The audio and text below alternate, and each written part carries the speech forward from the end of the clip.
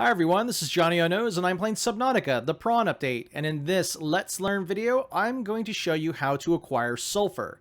Now, NSXFiles, a viewer on my videos, and I think he's been on my stream a couple times, he had suggested I create this video because he found getting Sulfur to be extremely difficult and figuring out how to get into the inactive zone, or inactive lava zone, to be able to acquire the Sulfur. So, yeah, I'm going to go ahead and make this video for him because he requested it. So first off, right off the bat, we're going to go over the requirements. Now, I'm playing on a hardcore save, so I'm very, very conservative about where I go and how I do things. But right off the bat, I would say get some food and water with you, because the trip can be a pretty long one and for your first trip. This will allow you to be able to, continue with surviving. When I did this, I was able to get back to my base with only about 6% nutrition. I went in with, I think, like 60% nutrition and water, and I came back. I got back to my base at like 6, so it's pretty crazy.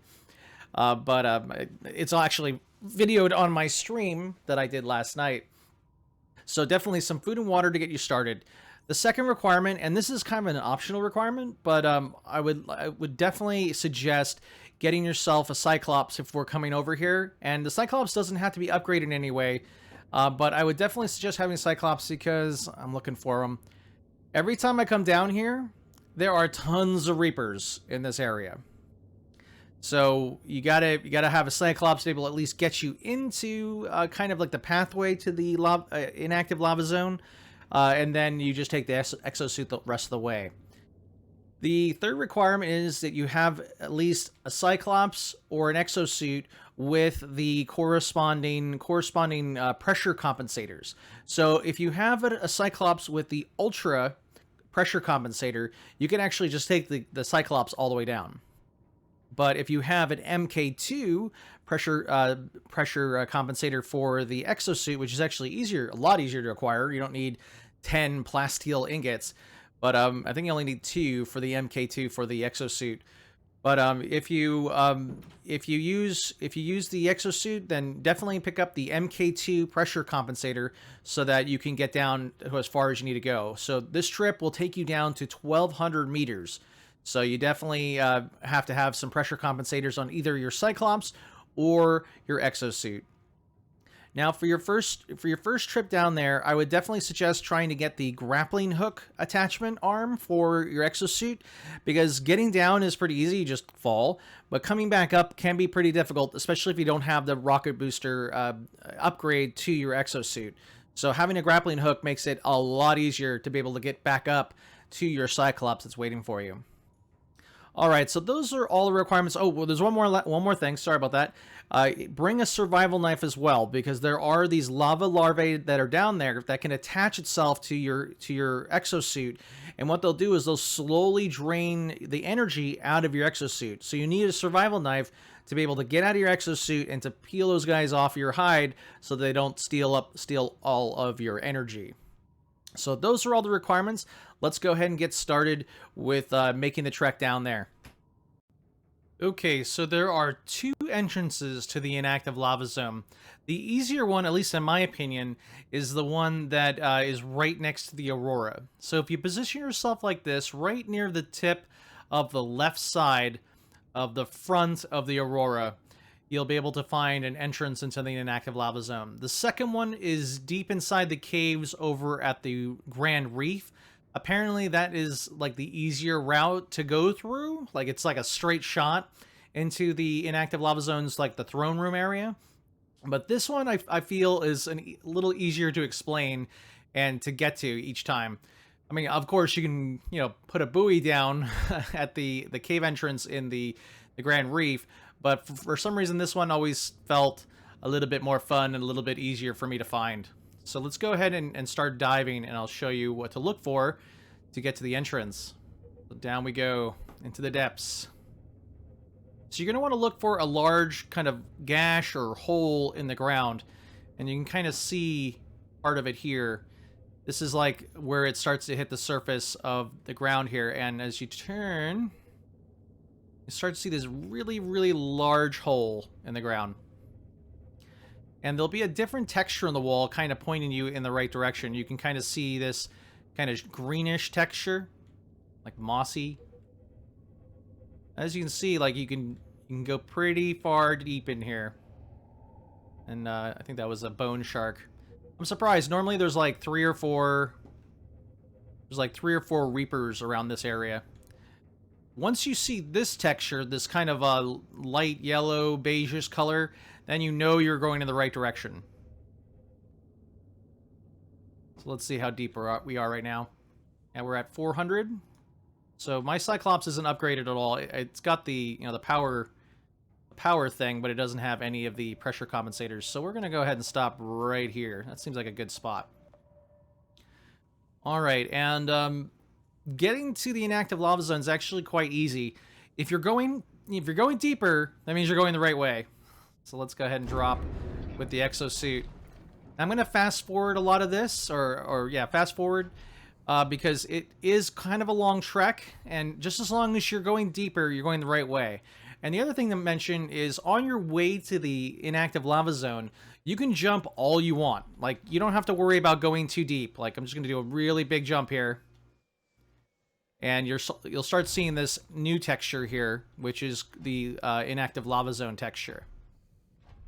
So as long as you're going deeper, you can jump all you want. When you get to the inactive lava zone area, you'll see a green sheen, which will tell you that, okay, you're pretty much there, and start to be careful about falling deeper than 1,200 meters. Actually, I think we get down to like 1260 is what you get down to on this trek. So I'm going to go ahead and speed up time here.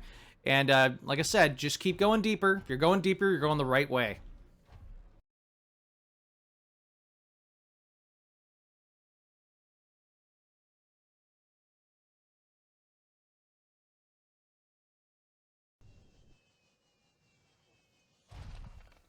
All right, now that you're around kind of 1250, 1260, you'll start to see like this green sheen. You want to start heading towards it. This is basically the entrance into the inactive lava zone. So let's keep on moving. And like I said, don't be afraid. You're not going to fall too deep in this area. You'll still hover just a little bit above 1,300 meters down. I'm going to keep moving forward here.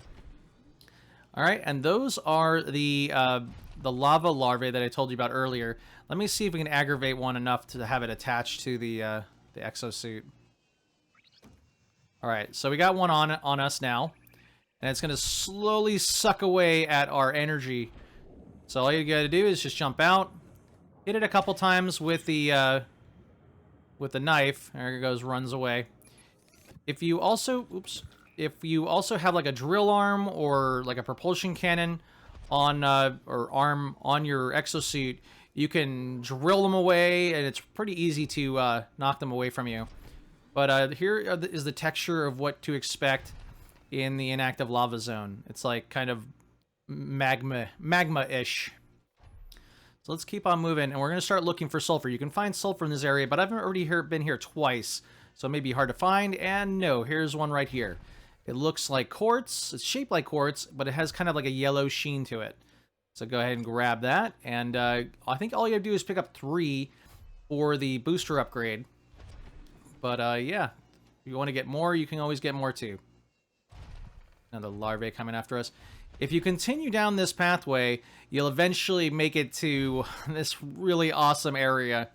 I'm a little too scared to starting to stutter a little bit. I'm getting frightened because I actually haven't engaged the oh, I got another one on us.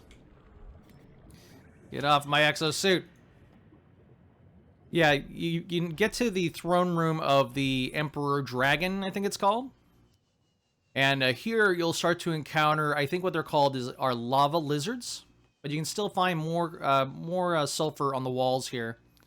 As well, let's see what kind of outcroppings that are here. I can't see it. I think it's shale or basalt. Let me see. Obsidian outcrop. Interesting.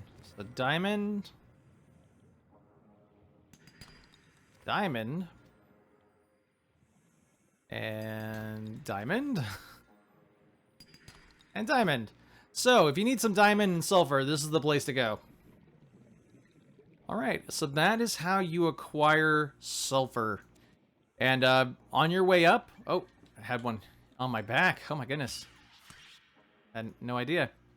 And see, my energy's now at 92%. So I'm gonna run away like a chicken for now, and I'll probably come back here later when I'm a little bit better equipped. Maybe a stasis rifle or a propulsion cannon arm on this thing. That'd be nice. But just to make your way back up, all you have to do is kind of use the reverse methodology that we were talking about earlier. If you're going up, that means that you're going the right way. So just head back the way you came. You can actually see really well in here, which is nice. Because the track down here is so dark.